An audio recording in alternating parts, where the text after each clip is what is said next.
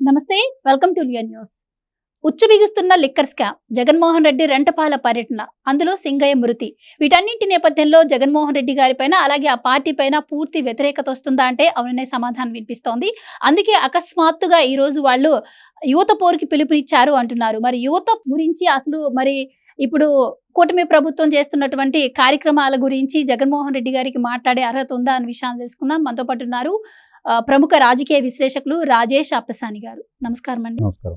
Sir, Jaganmohan Reddy గారు CM అవ్వక ముందు ప్రతి సంవత్సరం జనవరి 1న జాబ్ క్యాలెండర్ రిలీజ్ చేస్తానని చెప్పారు. ఆయన 5 ఏళ్లలో కూడా మరి ఎప్పుడు నోటిఫికేషన్ వచ్చిన సందర్భం మనం చూడలేదు. ఇప్పుడు కూటమి ప్రభుత్వం అధికారంలోకి వచ్చాక మన జాబ్ క్యాలెండర్ 16,000 మందికి ఉద్యోగాలు కూడా వచ్చినటువంటి పరిస్థితి. సో అసలు ఆయనకి పూర్తి వ్యతిరేకత ఉంది. అందులో భాగంగానే ఆ నిరాశ నిస్పృహలో ఆయన ఈవెన్ ఎవరైతే ఉన్నారో ఈ గంజాయి బ్యాచ్ వీళ్ళందరినీ కూడా పరామర్శించే పరిస్థితికి దిగజారారు. అందులో భాగంగానే యువత పోరు అంటున్నారు. సో మీ అభిప్రాయం ఏంటండి? ఇప్పుడు జగన్మోహన్ రెడ్డి గారికి డిస్ట్రాక్టివ్ పాలిటిక్స్ చేయటంలో చాలా నైపుణ్యం ఉంది. అంటే మొదటి నుంచి కూడా ఏదైనా ఒక సమస్య, ఒక విమర్శ తన మీదకి ఎక్కువ పెట్టబడతా ఉన్నప్పుడు దాని నుంచి దృష్టి మరల్చడం కోసం ఇంకొక కొత్త ఎజెండా సృష్టించి దాని చుట్టూ చర్చ కేంద్రీకరించే విధంగా చేయడం అనేది మొదటి నుంచి ఆయన ఎంచుకుంటున్న విధానం. దానిలో భాగంగానే మీరు ఇందాక ప్రస్తావించినట్టుగా తరుముకుంటూ వస్తున్న లిక్కర్ స్కామ్, ఆ విచారణలో ఒక్కొక్కరుగా తన అనుయాయులు, సహచరులు అరెస్టులు అవుతూ ఉన్నారు. పూర్తి సాక్ష్యాధారాలతోటి తన పాత్రని, తన ప్రమేయాన్ని కూడా నిర్ధారణ చేస్తూ సాక్ష్యాధారాలతోటి తన ఇంటి తలుపు ఏ క్షణాన్నైనా తట్టొచ్చు అని చెప్పని చర్చ జరుగుతూ ఉంది.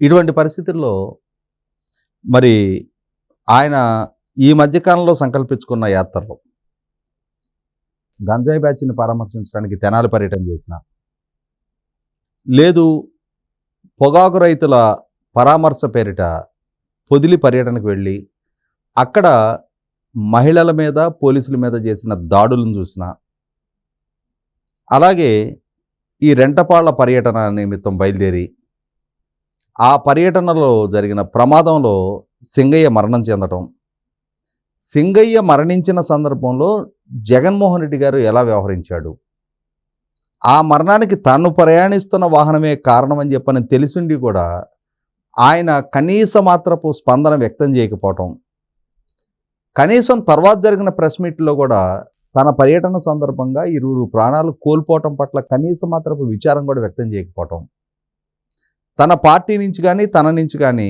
ఆ కుటుంబాలకి కనీస మాత్రపు సహాయ సహకారాలు కూడా అందించకపోవడం, వీటన్నిటి నేపథ్యంలో వ్యక్తిగా జగన్మోహన్ రెడ్డి నైజం కూడా వాళ్ళ ప్రజల్లో సహజంగా మనకి కొన్ని సామెతలు గ్రామాల్లో చెప్తారు. బతికి చెడ్డావా, చెడి బతికావా అనేది ఆలోచించాలి.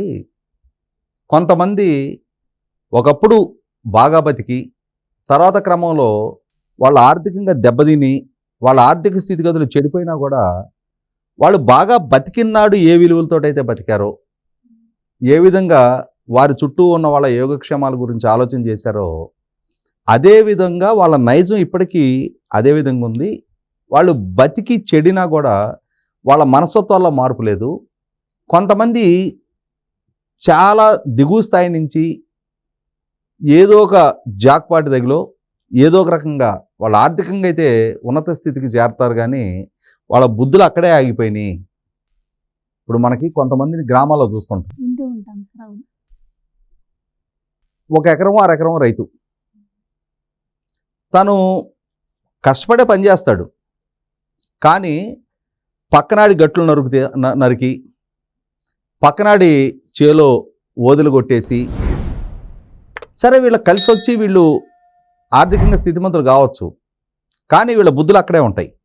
అలాగే జగన్మోహన్ రెడ్డి గారు కూడా ఆయన ముఖ్యమంత్రి అయ్యి ఉండొచ్చు, 1000 కోట్ల ఆస్తిపరుడు అయ్యి ఉండొచ్చు, కానీ కష్టంలో స్పందించే గుణం. ఇవాళ మనం సింగయ్యకి ఆయన నుంచి స్పందన వ్యక్తం కాలేదనుకుంటున్నాం. ఆయన నుంచి స్పందన వ్యక్తం కాదనేది మనకు మొదటి నుంచి చాలా సందర్భాల్లో ఆయనే రుజువు చేసుకున్నాడు. ఇవాళ ఆయన బండి కింద పడి సింగయ్య ప్రమాదంలో ప్రాణాలతో కొట్టుమిట్టాడుతూ ఉంటుంటే పక్కకు లాగి పడేసి తుప్పల్లో పడేసి పర్యటన ఆయన కొనసాగించుకున్నాడు అని చెప్పని మనం ఆక్షేపిస్తున్నాం.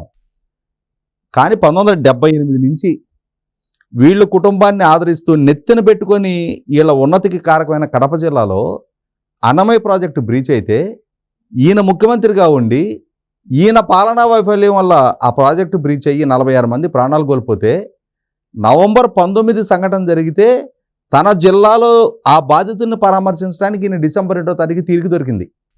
కాబట్టి జగన్మోహన్ రెడ్డి గారి నుంచి ఇంతకన్నా మెరుగైన స్పందన మనం ఎట్లా ఆశిస్తాం? ఆయన నైజం ఇదే, స్పందించడు. ఆయనకి ప్రజల ప్రాణాలంటే మామూలుగా మనం మహిళలుగా మీరందరూ బియ్యం ఏరుతారు కదా, ఆ బియ్యం ఏరేటప్పుడు ఆ చాట్లో బియ్యంలో ఒక పురుగో ఏదైనా వచ్చినప్పుడు దాన్ని ఎట్లా ఏరి పక్కకు మారేస్తారు? ఆయన దృష్టిలో ప్రజల ప్రాణాలంటే అంతే. ఈయనకి ఓట్లు అవసరమైనప్పుడు ఓట్లు వేయాలి. వీడప్పుడు ఆయనకి అంత చులకన ప్రజలంటే వాళ్ళు ఏదో నన్ను అభిమానించి నా చుట్టూ వాళ్ళు తిరుగుతారు, వాళ్ళ కోసం స్పందించాల్సిన అవసరం నాకు లేదు.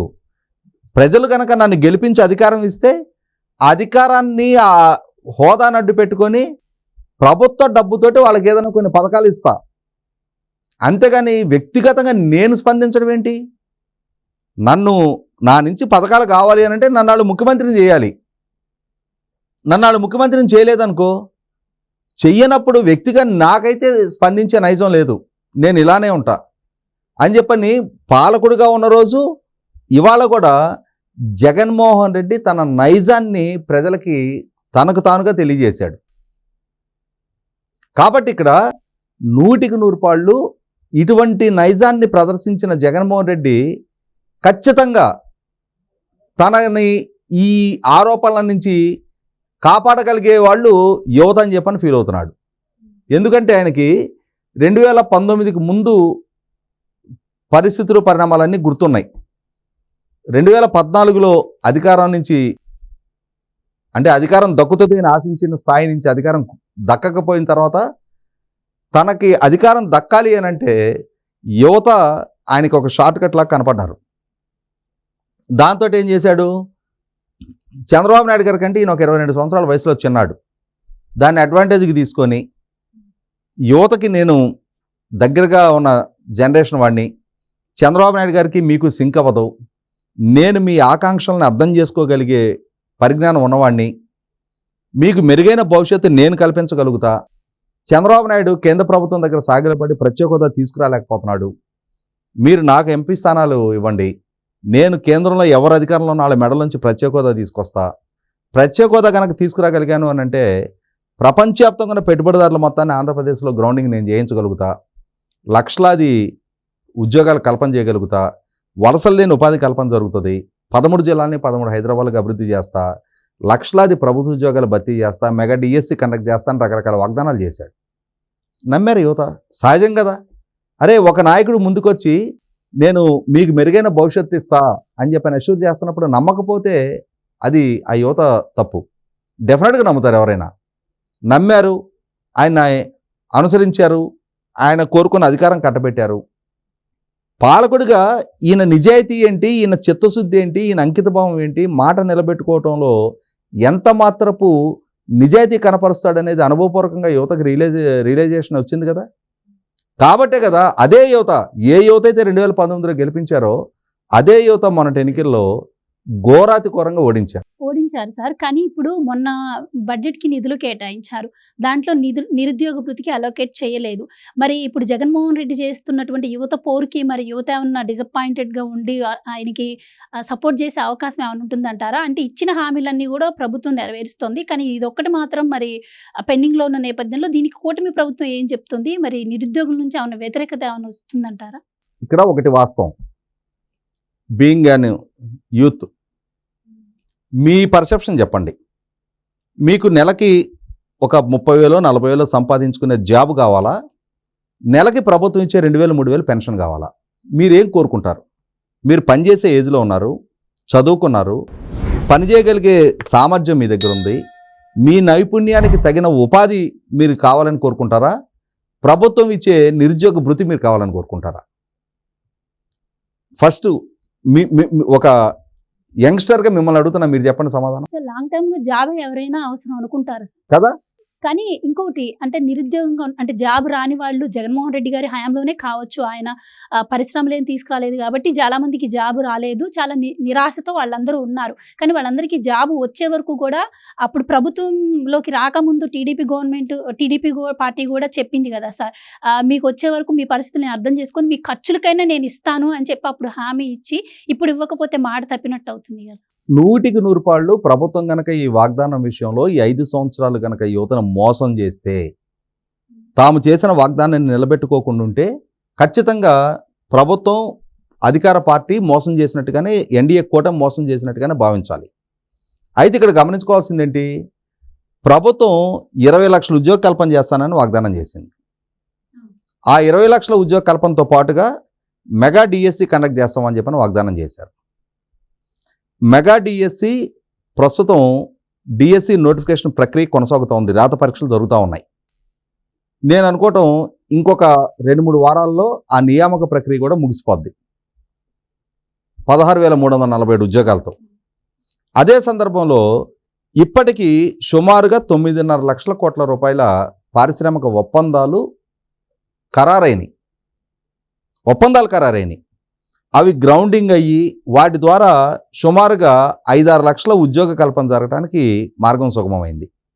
సో ఒక అష్యూరెన్స్ ప్రభుత్వ పనితీరు కారణంగా ఈ రోజు కాకుంటే ఇంకొక 6 నెలలకో ఇంకొక సంవత్సరానికైనా సరే మాకు ఉపాధి దక్కడానికి ఆస్కారం ఉంది అని చెప్పనే నమ్మకాన్ని యువతలో కల్పిస్తూ ఉన్నారు. ఒక అంశం అది. అదే సందర్భంలో మీరు వాగ్దానం చేసిన, మీరు ప్రస్తావించిన అంశం, ఎస్, మీకు ఉపాధి దక్కే వరకు మీరు ఒక ఉద్యోగానికి అప్లై చేసుకోవటానికో ఇంకొక దానికో లేదు, మీరు కోచింగ్ లాంటివి ఏదైనా తీసుకోవడానికి మీ తల్లిదండ్రుల మీద ఆధారపడకుండా ప్రతి నెల మీకు ఇంత నిరుద్యోగ భృతి ఇస్తామని వాగ్దానం చేశారు. ఎన్డీఏ కూటమి ప్రభుత్వం అధికారంలోకి వచ్చింది. తాము వాగ్దానం చేసిన ఒక్కొక్క వాగ్దానం నెరవేర్చుకుంటూ వస్తున్నారు కదా. మీకు ఇప్పటి బడ్జెట్లో దానికి సంబంధించిన ప్రొవిజన్స్ పెట్టలేదు వాస్తవమే. ఈ బడ్జెట్లో తాము వాగ్దానం చేసిన కొన్ని పథకాలకు అలొకేషన్స్ చేశారు. నెక్స్ట్ బడ్జెట్లో ఆ ప్రొవిజన్ పెట్టవచ్చు. వాళ్ళకున్న ఫైనాన్షియల్ కన్స్ట్రెయిన్స్, జగన్మోహన్ రెడ్డి సృష్టించిన ఆర్థిక విధ్వంస నేపథ్యంలో ఇవాళ రాష్ట్ర ఆర్థిక స్థితిగతుల్ని ఒక్కొక్కటిగా మెరుగుపరుచుకుంటూ వస్తున్న నేపథ్యంలో తాము చేసిన వాగ్దానాన్ని కూడా ఒక టైం బౌండెడ్ షెడ్యూల్లో ఒక్కొక్కటిగా అమలు చేస్తూ వస్తున్నారు. ఇవాళ ఎన్డీఏ కూటమి ఎన్నికలకు ముందు చేసిన తల్లికి వందనాన్ని అమలు చేశారు. అన్నదాత సుఖీభవ ఎప్పుడు కేంద్ర ప్రభుత్వం వైపు నుంచి కేంద్ర ప్రభుత్వ కాంపోనెంట్ రిలీజ్ అవుద్దో పిఎం కిసాన్ యోజన, అదే రోజు రాష్ట్ర ప్రభుత్వ కాంపోనెంట్ కూడా కల్పిస్తామని చెప్పని ఆల్రెడీ కేంద్ర ప్రభుత్వ నిధులు ఏ రోజు విడుదలవుతాయని ఎదురు చూస్తూ ఉన్నారు. అదే సందర్భంలో ఆగస్టు నుంచి ఉచిత బస్సు వాగ్దానాన్ని అమలు చేస్తామని చెప్తా ఉన్నారు. ఇంకా అప్పుడు మిగిలిండేవి 2 ఉంటాయి. ఒకటి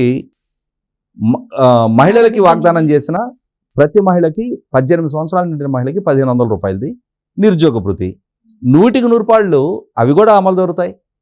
ఈలోపు ప్రభుత్వం తన చిత్తశుద్ధిని ప్రదర్శిస్తూ ఉంది. పారిశ్రామిక ఒప్పందాలు ఖరారు కావటానికి కావాల్సిన భూమికను సిద్ధం చేస్తూ ఉంది. ఇవాళ జగన్మోహన్ రెడ్డి గారి పాలనా హయాంలో ఆయన సిఏఏ కన్వెన్షన్స్ పెట్టి 13 లక్షల కోట్ల రూపాయల పారిశ్రామిక ఒప్పందాలు ఖరారయ్యాయని చెప్పని వాగ్దానం చేశారు. 1,300 కోట్ల రూపాయలు గ్రౌండింగ్ అవ్వాల. అటువంటి స్థితితో పోల్చి చూసుకున్నప్పుడు ఇవాళ 100% ఈ ప్రభుత్వం ద్వారా జరిగిన ఒప్పందాలు ఒక్కొక్కటిగా గ్రౌండింగ్ అవుతా ఉన్నాయి. అంటే సార్ మనం చూసాం ఇప్పుడు నిరుద్యోగ భృతి పైన కూటమి ప్రభుత్వం స్పందించలేదు. దీని తర్వాత స్పందిస్తే మళ్ళీ వైసీపీ మేము రంగంలోకి దిగి మేము ప్రజల మధ్యకి వెళ్ళిన తర్వాత స్పందించింది అని చెప్పే అవకాశం ఉంటుంది.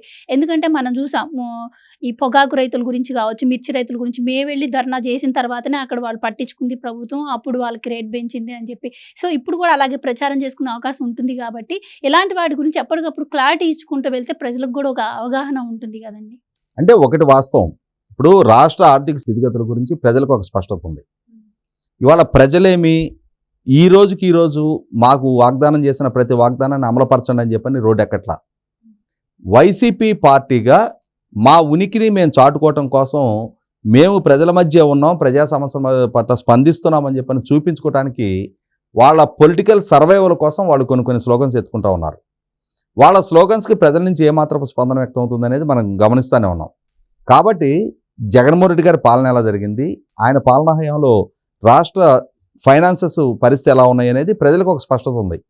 కాబట్టి తల్లికి వందనం పేరిట జగన్మోహన్ రెడ్డి గారు ఎంతగా ప్రజలను రెచ్చగొట్టే ప్రయత్నం చేసినా ప్రభుత్వం తన సావకాశంగా తాను ఆ నిధులు విడుదల చేసే వరకు ప్రజలేం ఉద్యమించి రోడ్డు ఎక్కలా, ప్రజాప్రతినిధులు ఏమో నిలదీయలా.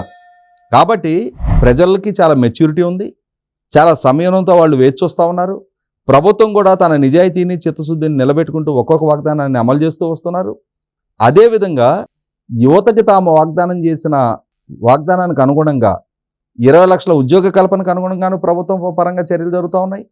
తాము వాగ్దానం చేసిన మెగా డిఎస్సిని అమలు చేశారు. క్రమక్రమంగా ప్రభుత్వంలో ఖాళీలు ఉన్న ప్రభుత్వ ఉద్యోగాల భర్తీ జరుగుతుంది. అదే సందర్భంలో ఇంకా ఉపాధి దక్కని నిరుద్యోగ యువత ఎవరైనా ఉంటే వాళ్ళకి కూడా ఆ నిరుద్యోగ భృతి విషయంలో కూడా ప్రభుత్వ పరంగా చొరవ చూపిస్తారు. ఇంకొక అడుగు ముందుకేసి మాట్లాడుకుంటే జగన్మోహన్ రెడ్డి గారి పరిపాలనా హయాంలో సెల్ఫ్ ఎంప్లాయ్మెంట్కి రుణాలు ఇచ్చే, సబ్సిడీ రుణాలు ఇచ్చే క్రెడిట్ క్యాంపులు ఒక్కటి కూడా కండక్ట్ చేయాలి 5 సంవత్సరాల కాలంలో. కానీ ఎన్డీఏ కూటమి ప్రభుత్వం ద్వారా ఆ దిశగా కూడా చొరవ చూపే ప్రయత్నం జరుగుతూ ఉందనేది వాస్తవం. కాబట్టి ఇవాళ తన మీద ముంచుకొస్తున్న వివాదాల నుంచి దృష్టి మళ్లింపు కోసం జగన్మోహన్ రెడ్డి గారు ఏ ఉద్యమాలకు పిలిపించినా, ఏ నిరసనకి పిలిపించినా ఆ నిరసనలో భాగస్వామ్యం అయ్యేది మొన్న ఈ మధ్య చూసాం మనం. యువత పేరిట జగన్మోహన్ రెడ్డి గారు ఒక నిరసన కార్యక్రమానికి పిలిపిస్తే ఏ ఏజ్ గ్రూప్ వాళ్ళు ప్లే కార్డులు పట్టుకొని నిలబడ్డది మనం చూసాం. అంటే 50 సంవత్సరాల లోపాడు ఒక్కడు లేడు. కాబట్టి యువత నుంచి జగన్మోహన్ రెడ్డి గారికి ఏమాత్రపు స్పందన దక్కుతుందనేది కూడా, అంటే ఆయన కార్యక్రమాల్లో రప్పారప్పా నరికేస్తామనేవాళ్ళు, పోలీసుల మీద తిరగబడి దాడులు చేసేవాళ్ళు, నేరాలకు పాల్పడుతున్న వాళ్ళు, గంజాయి సేవకులు, రౌడీ షీటర్లు తప్ప అసలు సిసలు నిరుద్యోగ యువత జగన్మోహన్ రెడ్డి పట్ల స్పందించడానికి సిద్ధంగా లేరనేది వాస్తవం. థ్యాంక్ యూ సో మచ్ అండి. Please subscribe to Leo news for more videos.